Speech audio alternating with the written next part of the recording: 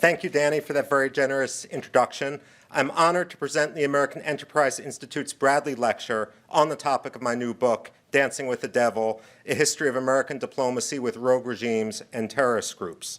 Certainly, as the United States re-engages Iran, the manner in which American diplomats engage rogue regimes, and, as essential, how rogues engage the United States is worthy of consideration. I'm going to step back for a second, though, and put on my historian nerd cap for a second. The concept of rogue regimes predates the United States by centuries. Athenian statesman Demosthenes lamented the advantages dictators had over democracies in diplomacy. Dictators neither had to take popular will into account nor engage in debate about strategy. Late 15th, early 16th writer and statesman Niccolo Machiavelli viewed diplomacy as diversionary.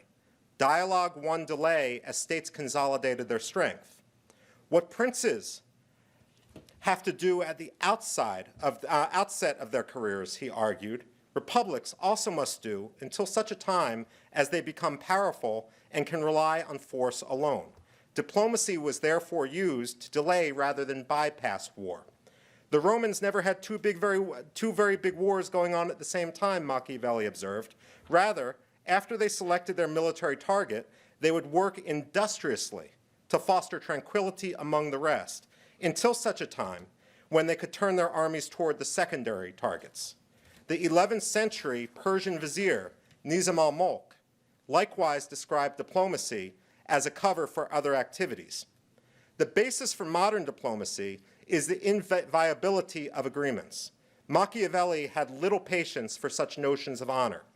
A prudent ruler ought not to keep his faith when by doing so it would be against his interests, he wrote. The 30 Years' War provided 17th century Dutch diplomat Hugo Grotius a backdrop for reflection. While today diplomats debate the wisdom of engaging rogue regimes, Grotius argued that there is no reason to conduct diplomacy with representatives of what he called wicked states. Now, Western diplomacies evolved far from Machiavelli and Grotius's day, but to assume that 21st century rogues have made the same evolutionary leap is naive. Too often, Western engagement of rogue regimes seems a matchup between Machiavelli and Neville Chamberlain. In such circumstances, Chamberlain rarely wins. It's all well and good to discuss diplomacy with rogues, but for the purposes of American diplomacy, what is a rogue? There's no consensus about what a rogue regime is, but generations of diplomats have accepted the idea. It's the diplomatic equivalent of Supreme Court Justice Potter Stewart's quip about pornography. I know it when I see it. Still, the rogue concept has been an element of American national security thinking for the better part of 4 decades.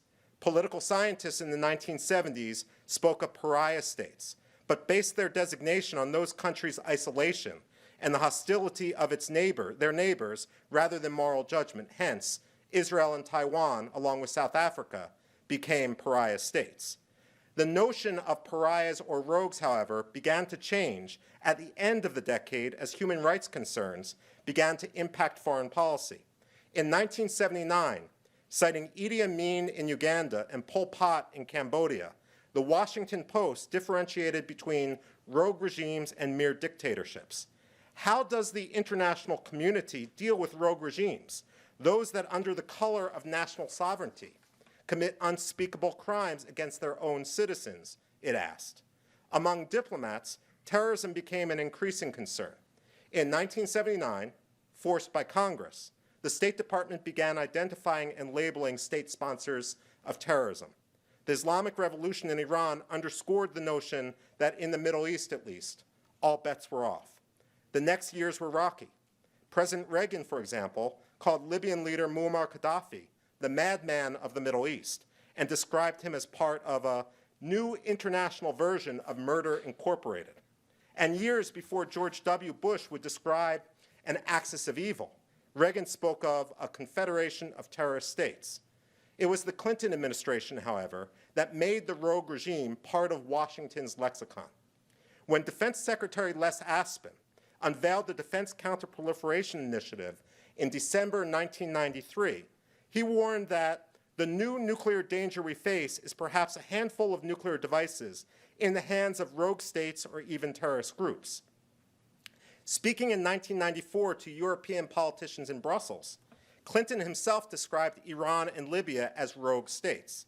Secretary of State Warren Christopher repeatedly referred to Iran and Iraq as rogue regimes during an address at Georgetown University later that same year. In each case, the Clinton administration focused more on rogue threats to the United States than on the danger rogue leaders posed to their own people. Saddam Hussein was a rogue leader because he pursued nuclear weaponry and had invaded Kuwait.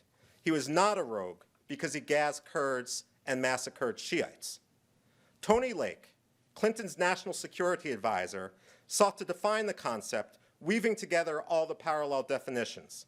When he used the term backlash states, the concept was the same. Their behavior is often aggressive and defiant.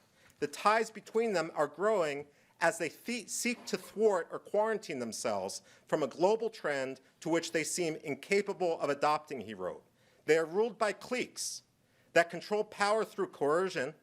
They suppress basic human rights and promote radical ideologies.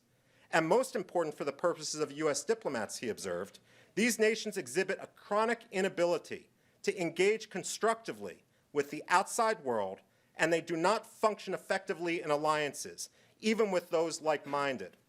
In 1997, Secretary of State Madeleine Albright argued that dealing with rogue states is one of the great challenges of our time because they are there with the sole purpose of destroying the system. She lamented that our friends and allies don't get it. Secretary of Defense William Cohen worried that rogue states were immune to traditional deterrence. Clearly, rogue regimes pose a challenge, but shouldn't this be reason to negotiate with them? The notion that somehow not talking to countries is punishment to them is ridiculous, then Senator Barack Obama said in 2007. You don't make peace with your friends. You have to be willing to engage with your enemies, Hillary Clinton opined in the context of talks with the Taliban. Within the State Department, there's a culture which treats engagement as cost-free. We will be no worse off if we try diplomacy and fail, former Undersecretary of State Nicholas Burns commented, and Bush-era Deputy Secretary of State Richard Armitage promoted a similar argument. We ought to have enough confidence in our ability as diplomats to go eye to eye with people, even though we disagree in the strongest way possible, and come away without losing anything. But the notion that it never hurts to talk has never been challenged. To encourage diplomatic strategies, advocates of diplomacy often cite the high cost of military action and both the slow pace and the high cost of sanctions. Certainly, they are right with regard to the cost of other strategies. But just because strategy A and strategy B have costs does not make strategy C cost-free or a panacea. The cost of engaging rogue regimes can be high. That is not itself an argument against diplomacy, but ignoring costs and ignoring the adversary's strategy can increase the price and diminish the success of diplomacy. A few observations. First of all, rushing diplomacy undercuts success. There are two general schools of diplomacy. One believes that diplomats should wait for the right circumstances to push through major initiatives, while the other advises engaging in processes to try to create openings. The former has been responsible for some of the most astounding breakthroughs. Anwar Sadat agreed to peace with Israel only after having tried to achieve his aims in war and failing. The lightning speed liberation of Kuwait led directly to the Madrid Conference, in which countries like Syria sat down with Israel for the first time. Operation Desert Storm also changed North Korean calculus dramatically. Neither Israel nor the Palestinians would have reached the Oslo Accord had it not been for the demise of the Soviet Union. Seldom anymore do diplomats set the right circumstances for success. Neither Pakistan nor the Taliban have incentive to seek peace when the United States releases Taliban prisoners before talk starts or announces timelines for withdrawal.